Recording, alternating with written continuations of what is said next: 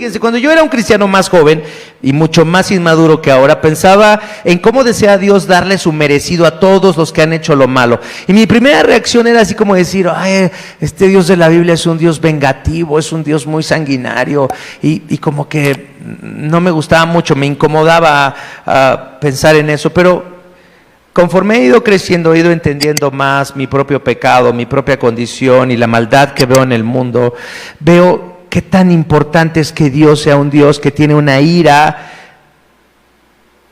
brutal y salvaje, que espera para hacer el juicio sobre todos sus enemigos.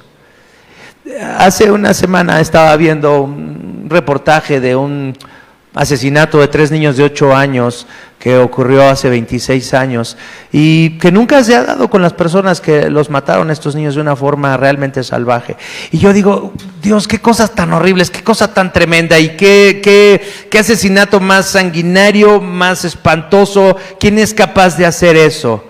Siempre pensamos en lo monstruoso de los actos de otros, pero nunca pensamos en lo monstruoso de nuestro odio, de nuestras ganas de destruir a otros con los que no estamos de acuerdo, a otros con los que no nos gustan sus ideas. ¿Cómo quisiéramos que desaparecieran de este mundo? Y si tuviéramos el poder, y si Dios no refrenara nuestro pecado, podríamos ser tan asesinos y tan sanguinarios como aquellas personas. Pero quiero que pensemos en algo importante. Si para nosotros el contemplar algo horrible como un crimen, como un asesinato, como una masacre como esa de la que leí hace unas semanas, nos horroriza, es capaz hasta de enloquecernos si pensamos en lo horrible de la contemplación de un crimen así. Si nosotros, siendo malos, vemos lo malo de este mundo, vemos la injusticia hecha por otros hombres como nosotros, y nos horroriza la maldad humana, ¿cómo será ser Dios, que tienes que contemplar todos los crímenes del mundo, que tienes acceso a contemplar todos los asesinatos del mundo, todas las masacres del mundo, todos los adulterios del mundo, todas las traiciones, todos los insultos, todas las agresiones, todas las violaciones, toda mujer golpeada, asesinada, cada engaño, cada robo, cada fornicación, cada acto de explotación, cada palabra hipócrita, cada intención pecaminosa, cada acto de crueldad es un acto del cual Dios es testigo. Y si a mí, siendo una persona mala, rota, malvada, llena de odio, me horroriza la maldad de otros, ¿tú te imaginas lo que será para la santidad de Dios contemplar, conocer de primera mano cada acción malvada, cada acción terrible que se ha hecho en la historia de la humanidad?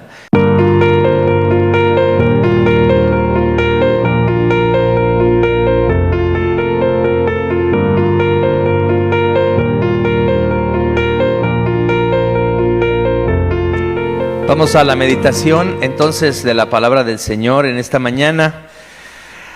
Llegamos al final del libro de Isaías. Obviamente no hemos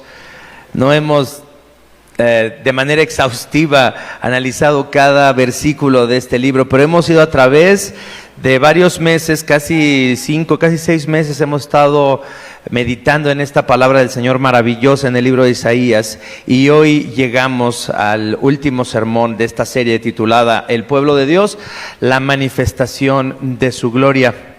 Y vamos a ir al pasaje que en el que hoy vamos a reflexionar, este pasaje que está en Isaías capítulo 66.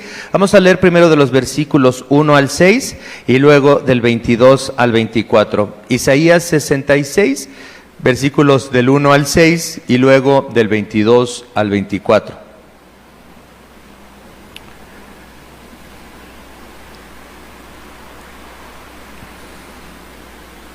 Y dice así esta palabra: así dice el Señor, el cielo es mi trono y la tierra el estrado de mis pies. ¿Qué cosa me pueden construir?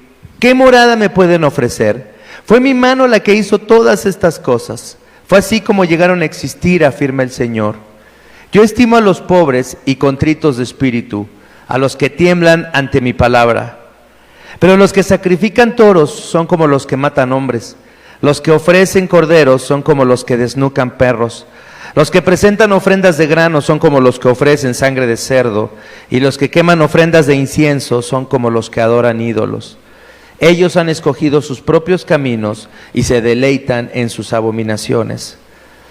Pues yo también entonces escogeré aflicciones para ellos y enviaré sobre ellos lo que tanto temen. Porque nadie respondió cuando llamé, cuando hablé nadie escuchó. Más bien hicieron lo que me ofende y optaron por lo que no me agrada. Escuchen la palabra del Señor, ustedes que tiemblan ante su palabra. Así dicen sus hermanos que los odian y los excluyen por causa de mi nombre. Que el Señor sea glorificado para que veamos la alegría de ustedes. Pero ellos serán los avergonzados. Una voz resuena desde la ciudad, una voz surge del templo. Es la voz del Señor que da a sus enemigos su merecido. Porque así como perdurarán en mi presencia el cielo nuevo y la tierra nueva que yo haré, así también perdurarán el nombre y los descendientes de ustedes, afirma el Señor. Sucederá que de una luna nueva a otra y de un sábado a otro, toda la humanidad vendrá a postrarse ante mí, dice el Señor. Entonces saldrán y contemplarán los cadáveres de los que se rebelaron contra mí, porque no morirá el gusano que los devora, ni se apagará el fuego que los consume. Repulsivos serán a toda la humanidad. Esta es la palabra del Señor. En ella vamos a meditar en esta hora. Y el título del sermón es La ilusión del fin. Y todos tenemos la ilusión de que haya cosas que terminen. Todos queremos que haya el fin de ciertas cosas. ¿Están de acuerdo? Todos queremos que ya termine esta cuarentena, por ejemplo. Pero si realmente analizáramos nuestra fe cristiana, si realmente comprendiéramos nuestra condición, si realmente entendiéramos la condición del mundo, si realmente tomáramos en serio lo que la palabra de Dios nos dice acerca de la condición humana, ¿cuánto desearíamos el fin, no de esta cuarentena, pero el fin de la enfermedad, el fin del odio, el fin del resentimiento, el fin de la envidia, el fin de la codicia, el fin de la lujuria, el fin de todo lo que nos aparta del Señor? ¿Cuándo se terminará la enfermedad? ¿Cuándo se terminará la amenaza de la muerte? Realmente lo que quiero que entendamos es que en este pasaje de Isaías 66, el profeta hace un llamado final entonces a los judíos que están en Jerusalén en el siglo 8 antes de Cristo. Y les hace este llamado final para el arrepentimiento, les hace este llamado final para que comprendan cuál es su problema. Ahí estaban estos judíos que testificaron las palabras finales de Isaías y en ellas deberían de haber encontrado la expresión de su inútil condición. De personas religiosas, muy religiosas, pero que realmente estaban vacías. De personas muy religiosas, pero que realmente no conocían al Señor. Aunque externamente, de acuerdo a este pasaje, hacían muchas cosas que parecían ser lo que Dios mandaba. Fíjense estas palabras del Señor. Dice él: el cielo es mi trono y la tierra el estrado de mis pies. ¿Qué casa me pueden construir? ¿Qué morada me pueden ofrecer? Quiero que pensemos en tres aspectos que surgen de este texto y que tienen que ver con el poder de Dios.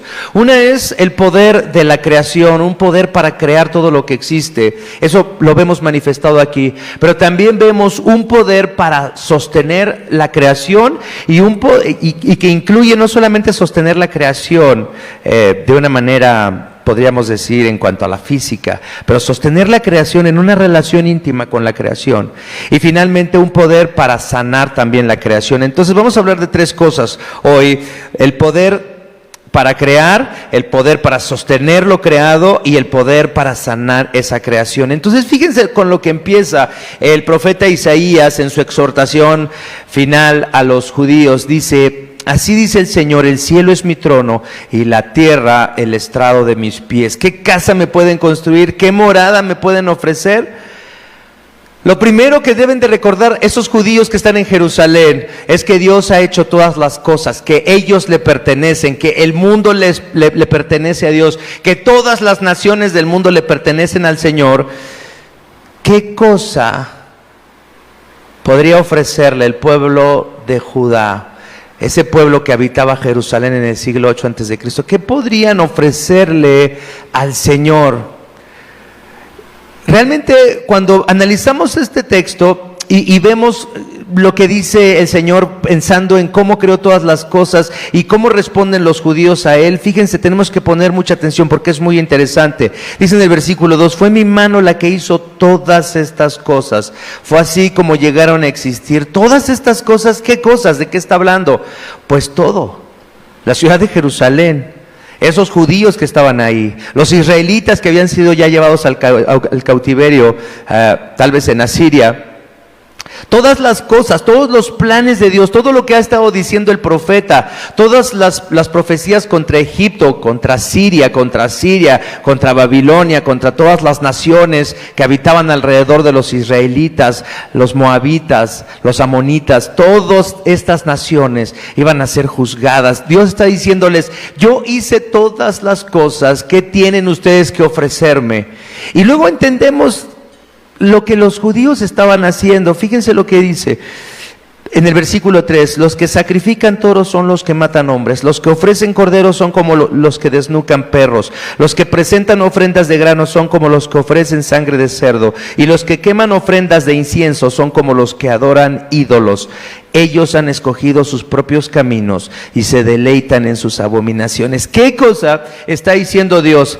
Les está diciendo, miren israelitas, miren judíos de Jerusalén, yo los conozco, sé que ustedes vienen y me ofrecen todos estos sacrificios. Eran sacrificios que Dios había mandado, que estaban en la ley de Dios, que estaban en la ley de Moisés, pero el propósito no era servir a Dios, no era venir arrepentidos de sus pecados y ofrecer estos toros y ofrecer estos corderos y ofrecer estos machos cabríos y ofrecer el incienso como una forma de reconocer su pecado y de arrepentirse delante del Señor y venir y buscar la comunión con Dios y buscar el favor de Dios. ¿Para qué hacían todas estas cosas religiosas los judíos de este siglo 8? ¿Para qué estaban haciendo todas estas cosas? ¿Qué es lo que realmente buscaban? ¿Buscaban el perdón de sus pecados? ¿Buscaban la expiación de sus pecados? ¿Buscaban tener comunión con Dios? ¿Buscaban servir a Dios y glorificarlo? No.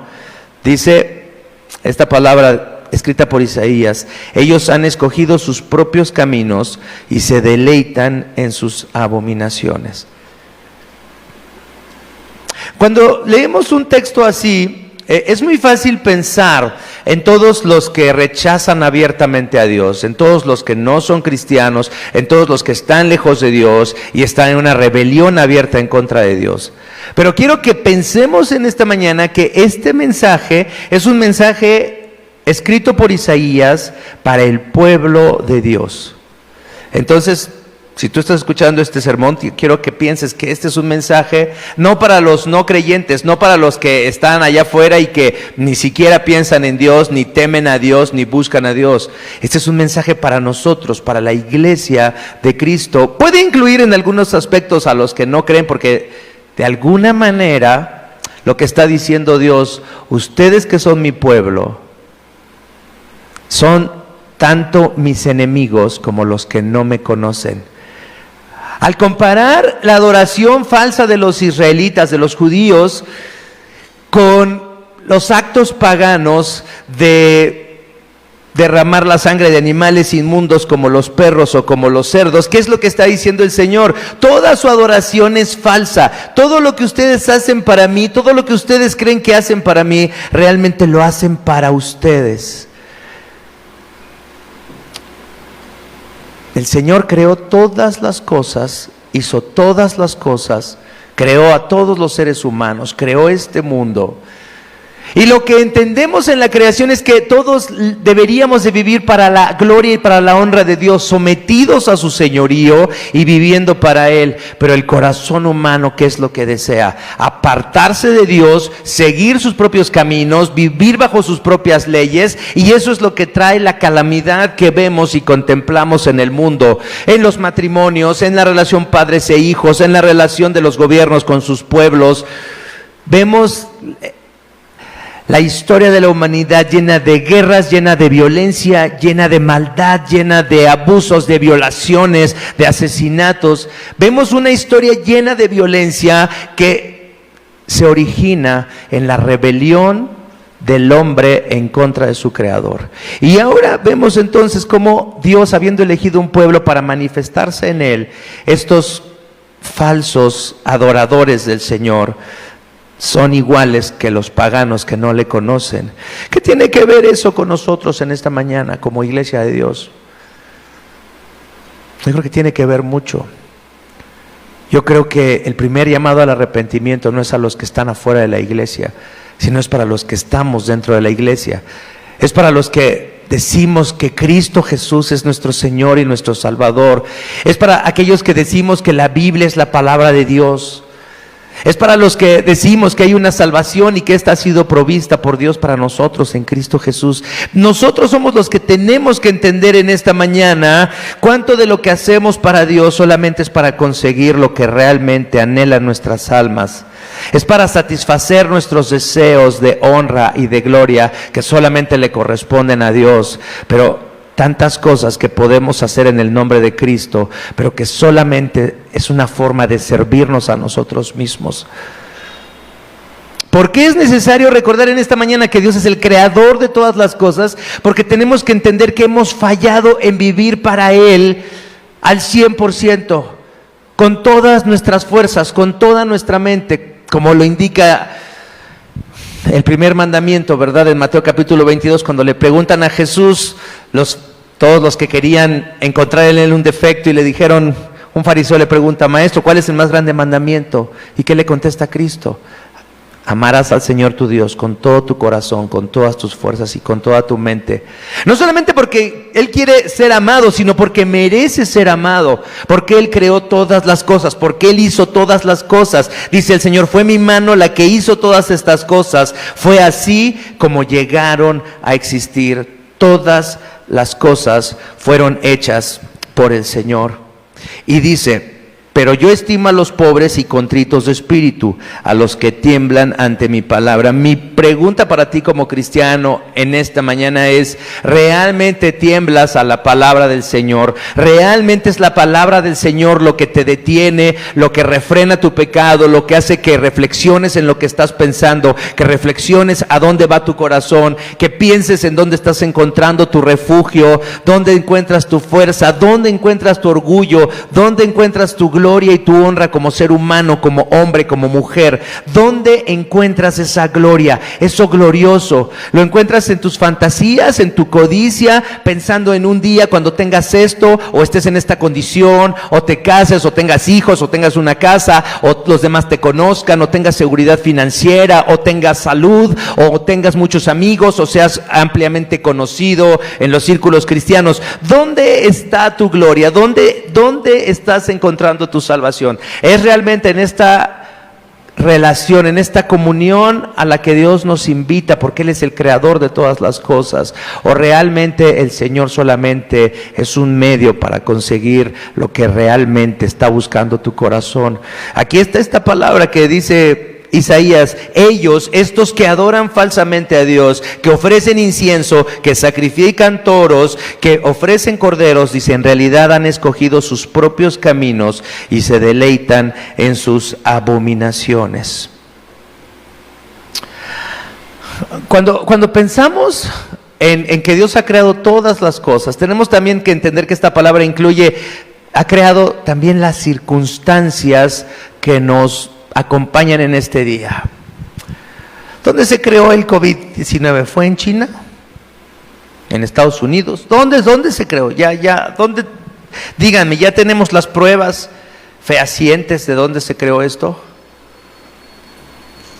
o esto está en el perfecto plan de Dios, o esto está en la perfecta voluntad de Dios, que utiliza la maldad humana, el pecado humano para lograr sus propósitos. ¿Y cuál es el propósito que vemos en Isaías, en este llamado a los judíos del siglo 8 que están en Jerusalén, y que debemos de ver también como un llamado para nosotros, la iglesia del siglo 21?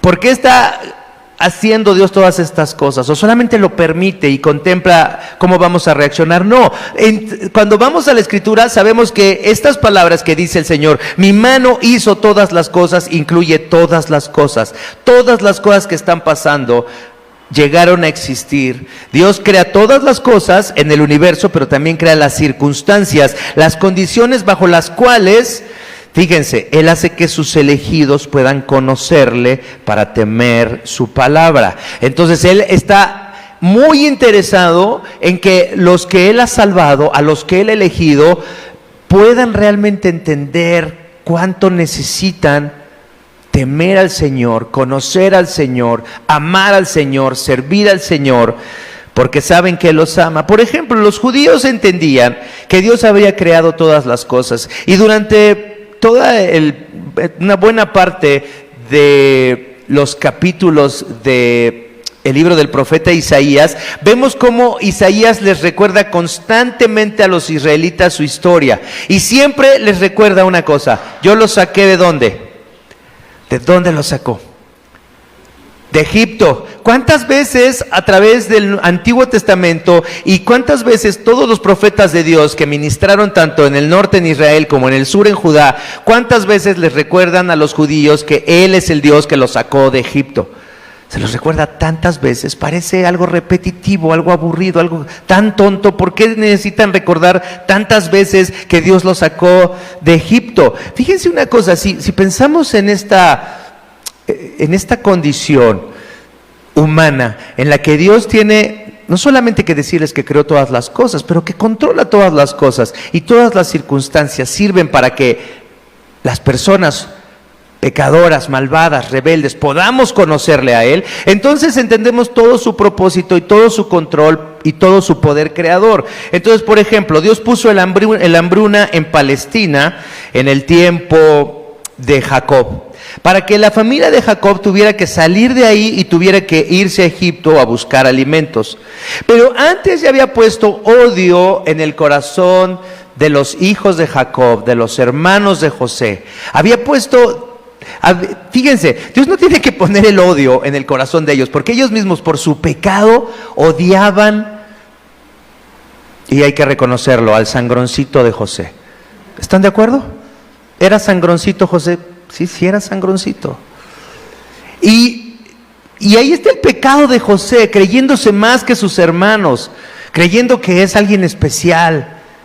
Y lo era, pero lo malo es su arrogancia, su inmadurez, su falta de amor por los demás. Y luego los hermanos odian al sangroncito de José. Pero también está el pecado de Jacob, que ha jugado este juego de tener hijos favoritos, ¿no? ¿A cuántos les hizo una túnica de colores? A nadie.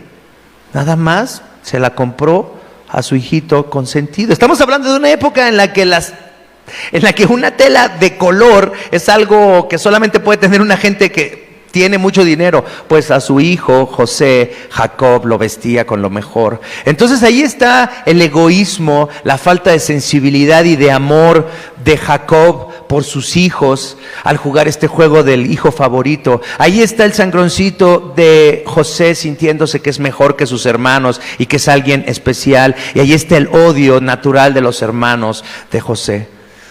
Y luego todo esto que pasa cuando lo venden y termina como esclavo en Egipto, y todas las cosas malas que tiene que pasar José en su vida. Al final de cuentas, cuando José se revela a sus hermanos, recordamos esta historia, José se revela a sus hermanos y les dice: yo soy José al que ustedes vendieron. Ustedes hicieron todo esto intentando hacer mal, pero Dios ahora lo ha utilizado ¿para qué? para bien, para algo bueno, para salvar a su pueblo. Dios creó todas las cosas, no solamente del universo, sino también ha creado todas las circunstancias para salvarnos. Todas las cosas que vemos en la humanidad, las guerras, la violencia, la injusticia, tenemos que entender que todo eso está siendo controlado por el que tiene el poder para controlar el universo, y que todo eso tiene un propósito: que los seres humanos rebeldes, que odiamos a Dios, que odiamos su gloria, podamos venir un día a Él y podamos conocerlo y podamos recibir en la comunión con Él la salvación que estamos buscando en otras cosas. Así es que entonces la historia bíblica nos va dando pautas sobre cómo trata Dios con la humanidad, para que al final de los tiempos todos los seres humanos que han vivido en todos los tiempos de la historia podamos reconocer cómo Dios nos estaba llamando hacia Él y cómo le hemos rechazado de manera natural. Fíjense en el Apocalipsis 20, esto tiene que ver con el fin de la historia de la humanidad como la conocemos y con el empiezo de una nueva etapa en la que viviremos bajo el señorío justo de Dios, del Dios amoroso. Apocalipsis 20, versículos 12 al 13. Fíjense lo que dice este texto, Apocalipsis 20, versículos 12 al 13. Dice: si vi también a los muertos, grandes y pequeños, de pie delante del trono. Se abrieron unos libros y luego otro, que es el libro de la vida. Los muertos fueron juzgados según lo que habían hecho, conforme a lo que estaba escrito en los libros. El mar devolvió a sus muertos, la muerte y el infierno devolvieron los suyos, y cada uno fue juzgado según lo que había hecho. Por fin, un día todos los seres humanos, cristianos y no cristianos, creyentes y ateos, toda la humanidad tendrá que presentarse delante del gran trono para ser juzgados, y entonces ese día entenderemos cómo nos hemos deleitado en nuestras propias abominaciones en lugar de refugiarnos en el amor del Señor, cómo nos hemos conformado solamente con las cosas creadas por Dios y hemos buscado en ellas nuestra salvación, y cómo al buscar en ellas nuestra salvación las hemos corrompido lo bueno que Dios ha creado, porque hemos buscado en las cosas creadas la salvación que deberíamos de buscar en la comunión con nuestro Creador. Las cosas creadas todas son buenas, pero las corrompemos al buscar en ellas nuestra salvación, y entonces nos conformamos solo con lo creado. Y así los que no conocen a Dios nos tratan de convencer y tratan de estimular a toda la gente para que piensen que no hay otra cosa después de la muerte, sino solo lo creado, solo este mundo, para que así, viviendo sin esperanza, entonces la gente tenga que poner sus ojos solamente en este mundo. Así, entonces, como ya lo dijo el gran C.S. Lewis, nos conformamos con muy poco. Por ejemplo, con una sexualidad inmoral. La sexualidad es algo maravilloso, precioso que Dios ha creado, pero al buscar en ella nuestra salvación la corrompemos, y entonces la sexualidad se convierte en un acto inmoral en sus manifestaciones de fornicación, adulterio, pornografía, homosexualidad y todas las desviaciones sexuales. Materialismo egoísta. Dios es el que creó el oro, creó las piedras preciosas, Dios creó todo lo que nos encanta del mundo, pero a la hora de buscar en la posesión de lo material nuestra salvación, lo corrompemos, y entonces el materialismo egoísta en el que vivimos produce una interminable serie de actos de codicia y avaricia. ¿No es eso lo que se supone que es lo que corrompe a los gobiernos del mundo? ¿Y cuándo se va a detener esto? No se va a detener nunca, hasta que todos comprendamos que necesitamos encontrar nuestra salvación en el Señor, que creó todas las cosas, y dejar nuestra tonta codicia y avaricia. Otros tal vez no encuentran su salvación en la sexualidad inmoral o en el materialismo egoísta, pero tal vez con el deseo de ser más que los demás, ¿no? A lo mejor hay alguien que cree que es muy humilde, alguien que cree que lucha por la justicia social, y ahí vemos al Che Guevara, ¿no? En camisetas, en todos los... ahí está el auditorio Che Guevara en la UNAM, y toda la gente que sigue la izquierda latinoamericana y todas esas tonterías, donde realmente lo único que hay es orgullo y envidia, y hasta la adoración de un hombre como el Che Guevara, que es un asesino, que fue una persona de las más malas que han existido, y sin embargo es un héroe de millones de personas en nuestro continente. ¿Se dan cuenta cómo cuando no encontramos y no entendemos que deberíamos de humillarnos, arrepentirnos y venir a Dios, tenemos que encontrar entonces nuestra salvación en las cosas creadas, en las personas, en las ideologías mundanas, y entonces nos conformamos con muy poco y creemos que hallaremos en este mundo la salvación a nuestra condición, pero no. Si no encontramos nuestra salvación en el Señor, que creó todas las cosas, no nos queda entonces más que seguir en la fornicación, en el adulterio, en la pornografía, en la homosexualidad, en la codicia, en la avaricia, en el orgullo, en la envidia, en todas sus formas. Y esto, quiero recordárselos, no es un mensaje solo para los que no creen, esto es un mensaje para la iglesia, porque en la iglesia la gente parece que ofrece sacrificios a Dios, cuando en realidad lo que siguen es buscando sus propios caminos. Santiago 4, fíjense lo que dice Santiago 4, los versículos 1 al 3, Santiago 4, en los versículos del 1 al 3, fíjense cómo dice esta palabra. ¿De dónde surgen las guerras y los conflictos entre ustedes? ¿No es precisamente de las pasiones que luchan dentro de ustedes? Desean algo y no lo consiguen, matan y sienten envidia y no pueden obtener lo que quieren, riñen y se hacen la guerra, no tienen porque no piden, y cuando piden no reciben porque piden con malas intenciones para satisfacer sus propias pasiones. ¿Quiénes piden? ¿Quiénes oran? Pues personas que aparentemente son creyentes, pero que solamente están buscando que lo suyo, satisfacer sus propios deseos. Dice el Señor: yo considero a los que temen mi palabra, a los que tiemblan ante mi palabra.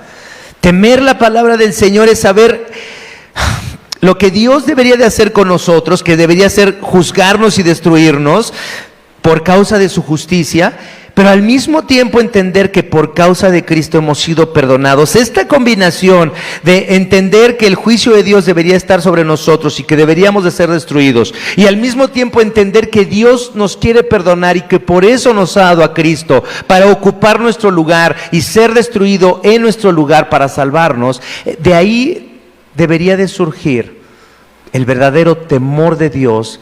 De ahí debería surgir esta actitud de temblar ante la palabra del Señor.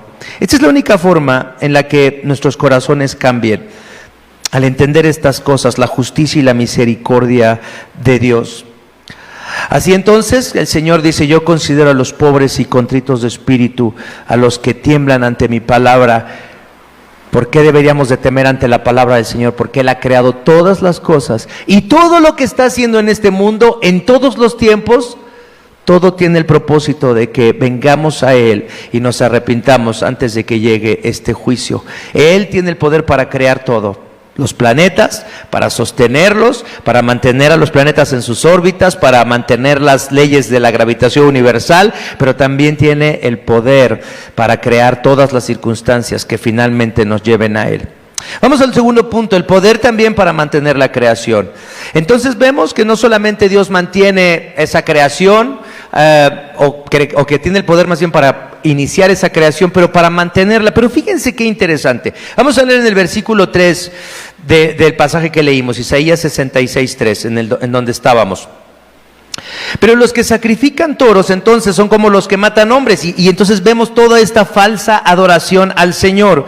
Y fíjense, Dios no solo describe la vanidad humana, sino muestra también cómo el pueblo mismo que Él ha elegido para revelarse a la humanidad se rebela contra Él y lo rechaza. No dice así, fíjense lo que dice en el versículo 4: yo también escogeré aflicciones para ellos, para estos que me adoran falsamente, y enviaré sobre ellos lo que tanto temen. ¿Para qué adoraban los judíos del siglo 8 a Dios?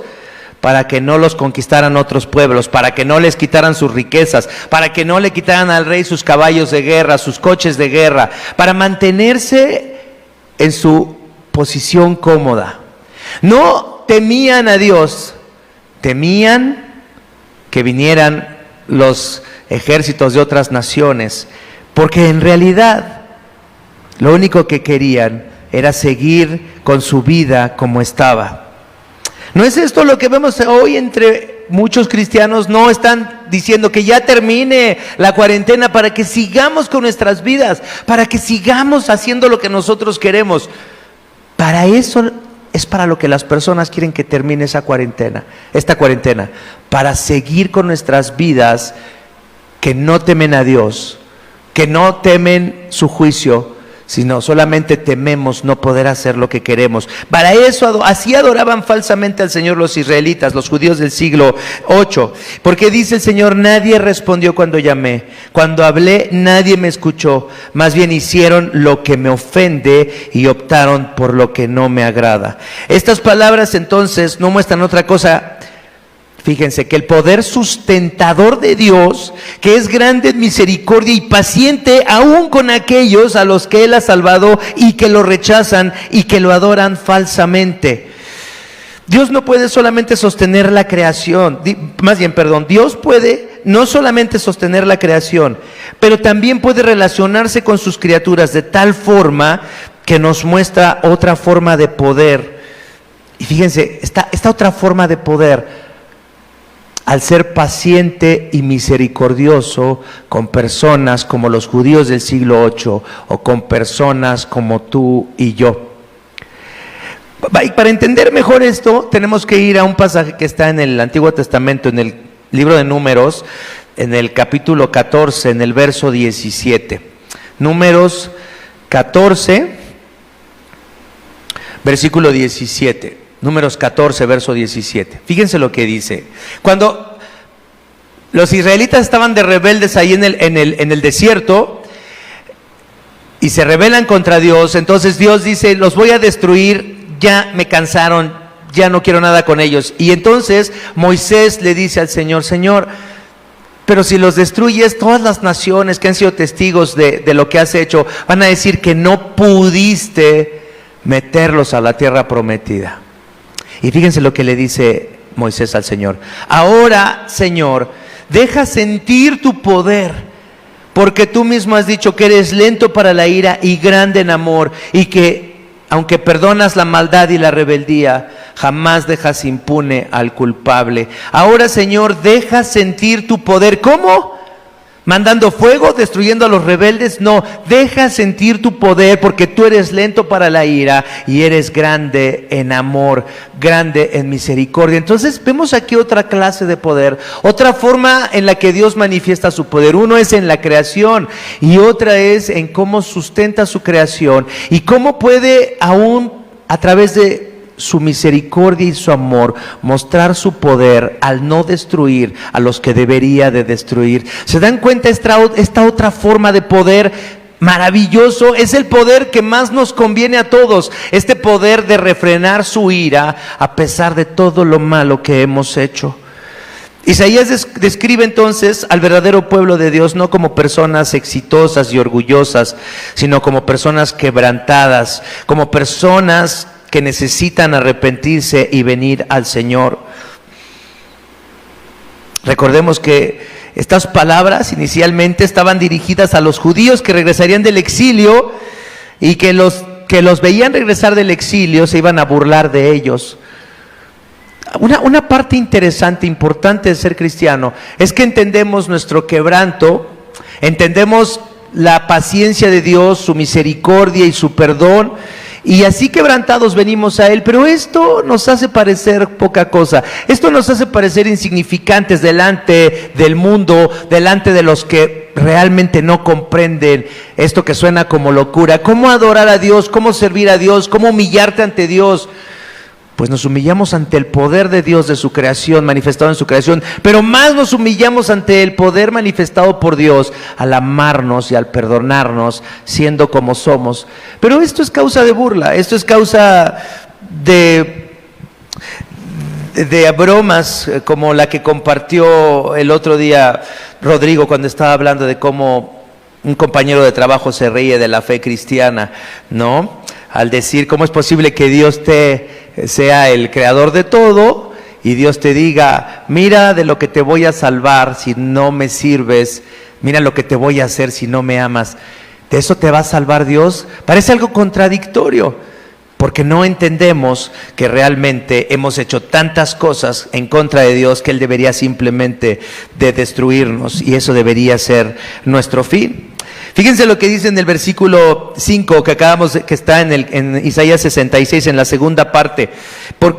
¿Por qué la gente desprecia nuestra fe cristiana? Escuchen la palabra del Señor, ustedes que tiemblan ante su palabra, los que sí tiemblan, los que sí se arrepienten, los que sí se refugian en el amor, en el poder amoroso y perdonador del Señor. Así dicen sus hermanos que los odian y los excluyen por causa de mi nombre.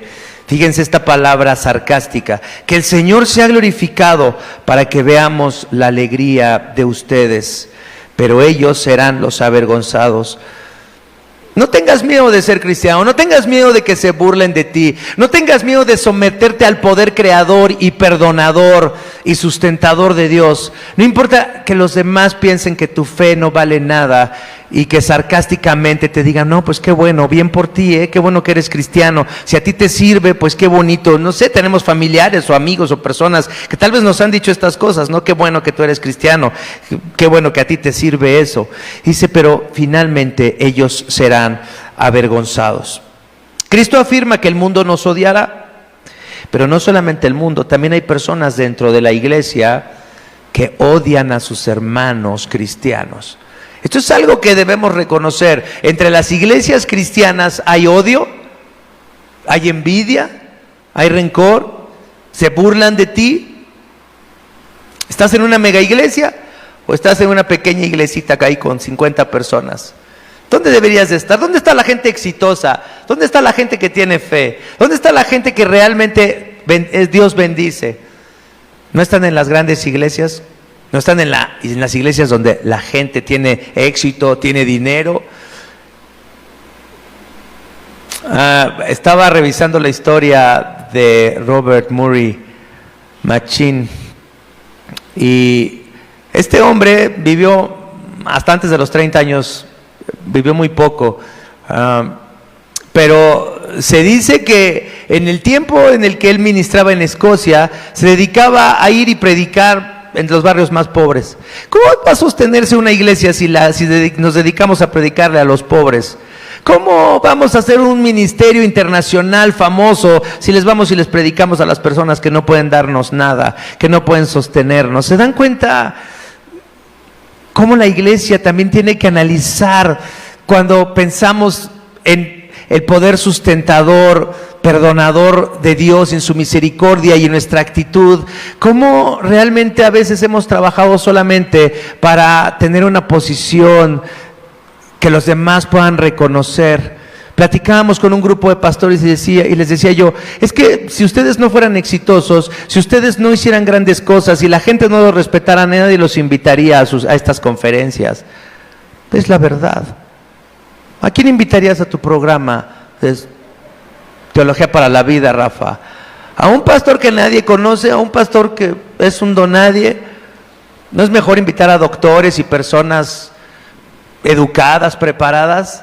Fíjense cómo la iglesia ha glorificado también esta posición de orgullo, no una posición de quebranto, no una posición en la que renunciamos realmente a la gloria de este mundo, sino que la conseguimos, nos gusta, nos encanta y la alimentamos. ¿No deberíamos de arrepentirnos también de eso? ¿No deberíamos de pensar en la catástrofe que viene sobre nosotros porque tal vez realmente somos tan hipócritas y tan rebeldes como los que ofrecían sacrificios a Dios, pero que en realidad solo estaban buscando lo suyo? Necesitamos entonces reconocer y temer realmente a la palabra de Dios y decir, Señor, te debería de temer porque tú creaste todo y me creaste a mí y creaste todas las circunstancias para que yo te conociera, pero también debería de temerte porque tienes el poder para perdonarme aunque soy esta persona horrible, pecadora, hipócrita, falsa. No sé si lo seas tú, yo estoy ahí. Finalmente, el poder para sanar la creación.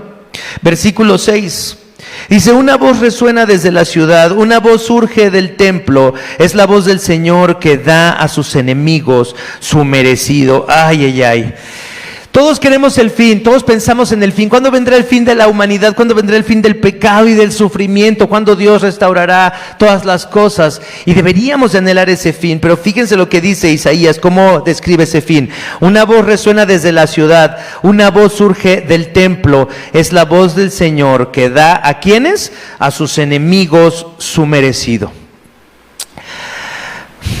La gloria de Dios tiene dos manifestaciones que vemos de una manera muy consistente a través de toda la Escritura. La gloria de Dios tiene dos manifestaciones. Una es la gloria del perdón y de su misericordia para un mundo caído, y al mismo tiempo vemos la manifestación de esa gloria en la justicia de Dios, en el juicio que Dios debe traer.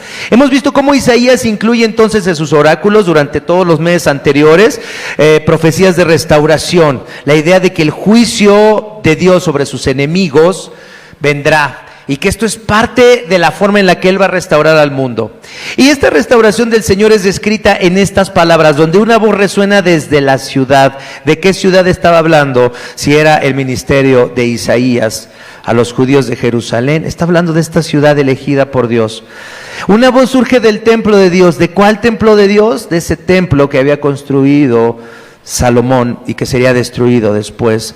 Los judíos sabían que estas palabras hablaban sobre su Jerusalén y sobre el templo que estaba ahí, donde ellos ofrecían falsamente esos sacrificios a Dios.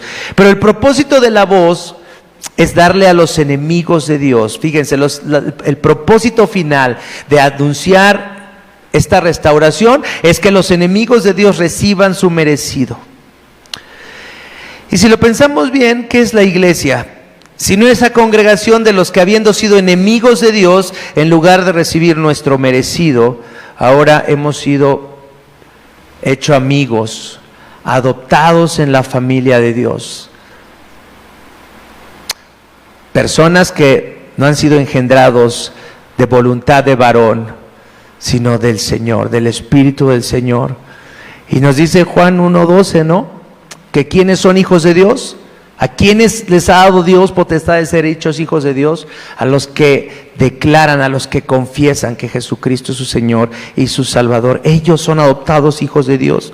El Señor tiene el poder para sanar la creación al hacer justicia y darles a sus enemigos el castigo que merecen. Fíjense, cuando yo era un cristiano más joven y mucho más inmaduro que ahora, pensaba en cómo desea Dios darle su merecido a todos los que han hecho lo malo. Y mi primera reacción era así como decir, ay, este Dios de la Biblia es un Dios vengativo, es un Dios muy sanguinario, y como que no me gustaba mucho, me incomodaba pensar en eso. Pero conforme he ido creciendo, he ido entendiendo más mi propio pecado, mi propia condición y la maldad que veo en el mundo, veo qué tan importante es que Dios sea un Dios que tiene una ira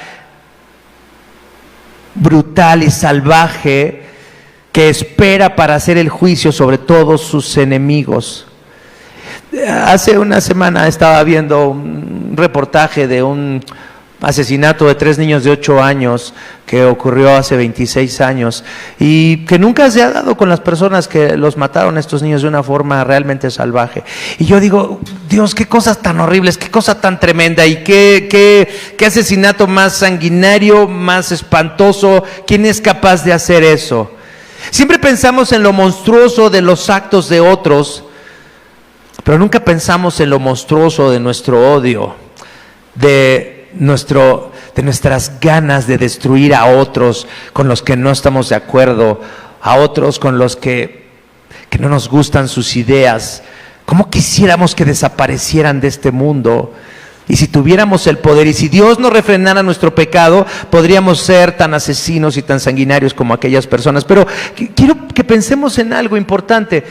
Si para nosotros el contemplar algo horrible como un crimen, como un asesinato, como una masacre como esa de la que leí hace unas semanas, nos horroriza, es capaz hasta de enloquecernos si pensamos en lo horrible de la contemplación de un crimen así. Si nosotros, siendo malos, vemos lo malo de este mundo, vemos la injusticia hecha por otros hombres como nosotros, y nos horroriza la maldad humana, ¿cómo será ser Dios? Que tienes que contemplar todos los crímenes del mundo, que tienes acceso a contemplar todos los asesinatos del mundo, todas las masacres del mundo, todos los adulterios del mundo, todas las traiciones, todos los insultos, todas las agresiones, todas las violaciones, toda mujer golpeada, asesinada, cada engaño, cada robo, cada fornicación, cada acto de explotación, cada palabra hipócrita, cada intención pecaminosa, cada acto de crueldad es un acto del cual Dios es testigo. Y si a mí, siendo una persona mala, rota, malvada, llena de odio, me horroriza la maldad de otros, ¿tú te imaginas lo que será para la santidad de Dios contemplar, conocer de primera mano cada acción malvada, cada acción terrible que se ha hecho en la historia de la humanidad? Cuando comprendes realmente lo que Dios está contemplando cada día, Dios no podría reaccionar sino de otra forma más que diciendo: voy a destruir a esos que se me han opuesto, a todos los que no se arrepienten de ser como son y no vienen a mí, los voy a destruir. Fíjense lo que dice en el versículo 22, cómo termina este capítulo de Isaías en este llamamiento final a los judíos para que se arrepientan. Dice en el versículo 22: porque así como perdurará en mi presencia el cielo nuevo y la tierra nueva que yo haré, así también perdurarán el nombre y los descendientes de ustedes, afirma el Señor. Entonces Dios les da una palabra de esperanza a estos judíos que tiemblen a su palabra, a estos judíos que se arrepientan y vengan a Él y reconozcan cuánto fallan en amar a su Dios y cuánto fallan en glorificar a su Dios. Dice: pero entonces sucederá que de una luna nueva a otra y de un sábado a otro toda la humanidad vendrá a postrarse ante mí, dice el Señor. Cuando el Señor regrese, inmediatamente comprenderemos nuestra condición y vendremos y nos postraremos delante de Él. Pero fíjense la ventaja que tenemos como cristianos. El tiempo que Dios nos permita vivir aquí, estamos preparándonos para encontrarnos con el Señor. Estamos humillándonos constantemente delante de Dios, porque constantemente estamos rebelándonos como se rebelaban aquellos judíos hipócritas. Así también nosotros, con nuestra hipocresía cristiana, nos humillamos una y otra vez porque fallamos una y otra vez. Pero un día dice: de una semana a otra, de un sábado a otro, de una luna nueva a otra, vendrán todos y se postrarán delante de mí, y entonces seremos recibidos. Dice: y perdurarán el nombre de ustedes y de sus descendientes. Pero también dice: entonces saldrán y ustedes contemplarán los cadáveres de los que se rebelaron contra mí, porque no morirá el gusano que los devora, ni se apagará el fuego que los consume. Repulsivos serán a toda la humanidad. ¿Puede parecerte muy cruel este castigo para los enemigos de Dios, que sufrirán un fuego que nunca se consumirá y que los consumirá un gusano que nunca tampoco morirá? Pero si lo piensas bien, eso es parte de la restauración de Dios para el mundo, que Dios vengue todas las cosas que ha presenciado su santidad. El final está pronto. En este tiempo, en el siglo XX, en abril del año 2020, tal vez algunos mueran en esta pandemia, tal vez otros sobrevivan. Tal vez no sea hasta agosto que podamos volver a reunirnos y salir normalmente de nuestras casas. Tal vez sea antes. Pero el fin que debemos esperar, el fin que debemos anhelar, es el fin de esta condición caída en la que siempre fallamos en agradar a Dios. Pero también es en esta condición en la que podemos entender cuánto nos ama el Señor y cuánto ha hecho y cuánto insiste para salvarnos de nuestra condición incorregible de pecado, de rebelión en su contra. ¿Qué haremos para que el Señor nos sane finalmente de nuestra rebelión, de ser tan horribles? ¿Cómo podemos ver el fin de nuestro pecado? ¿Cómo seremos liberados finalmente de la esclavitud de nuestra condición? Esa solución, quiero decirles, ya la tenemos. Está en Cristo.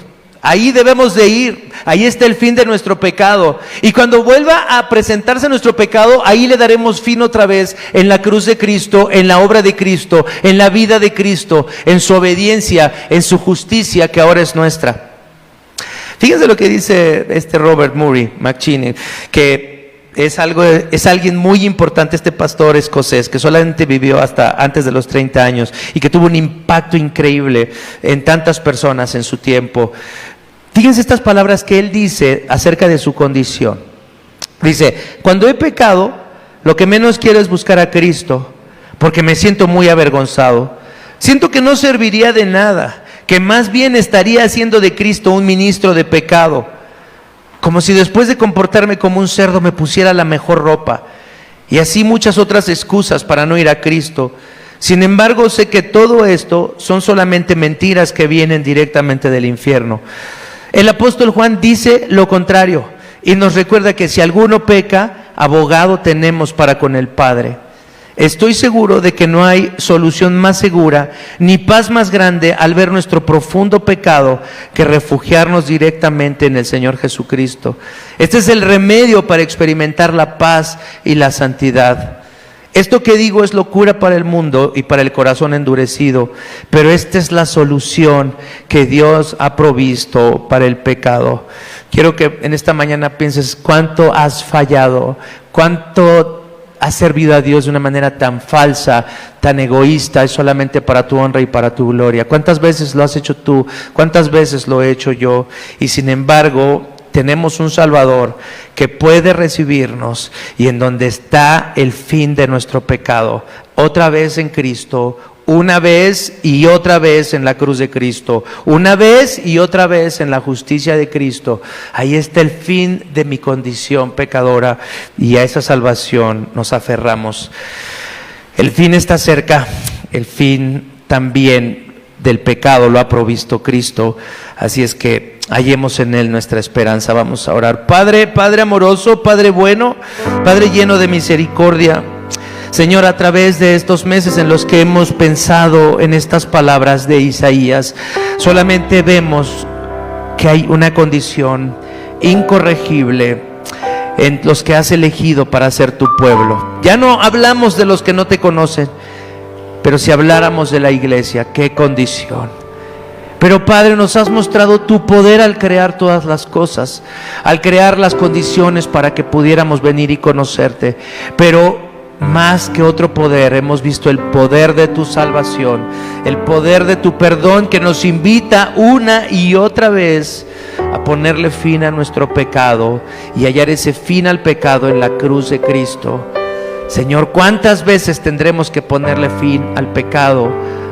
Pues todas las veces que vuelva a surgir nuestra rebelión en tu contra, podremos hallar refugio y consuelo y socorro y ayuda en la obra maravillosa de ese Salvador que no se cansa, Señor, de ofrecer su sangre para el perdón de nuestros pecados. Padre, que ahí hallemos nuestra esperanza, que ahí hallemos, Señor, la fuerza para mantenernos unidos a ti. No importa cuándo termine esta cuarentena, no importa si quieres que no termine nunca, Señor, o no importa si quieres, Señor, también que nos lleves a tu presencia a través de este coronavirus. No importa nada. Lo que importa, Señor, es que un día, Señor, nos levantaremos en tu presencia, contemplaremos los cielos nuevos y la tierra nueva, Señor, y hallaremos el descanso eterno para nuestras almas en ti, en tu presencia, en la presencia de tu Hijo Jesús. En ese nombre oramos. Amén.